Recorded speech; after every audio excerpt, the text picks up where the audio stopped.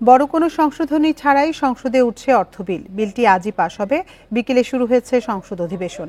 সেখানে বিরোধী দলীয় নেতা জিএম কাদের কালো টাকা সাদা করার জন্য ট্যাক্স বাড়ানোর প্রস্তাব দেন। আগামীকাল পাশ হবে 2024-25 অর্থ বছরের বাজেট।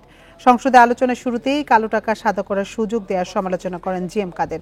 এছাড়া অপ্রদর্শিত অর্থ বৈধ করতে করের পরিমাণ বাড়িয়ে 50% করার দাবি জানান তিনি। সোমবার নতুন অর্থ বছরের প্রথম দিনই কার্যকর হবে বাজেট। গত 6 জুন অর্থমন্ত্রী আবুল হাসান মাহমুদ আলী 2024-25 অর্থ বছরের বাজেট প্রস্তাব করেন। সেখান থেকে দু একটি বিষয় ছাড়া তেমন কোনো বড় সংশোধনীর সম্ভাবনা নেই বলে জানা গেছে। এতে আয়কর ও কাস্টমস সংক্রান্ত সামান্য কিছু পরিবর্তন আসছে।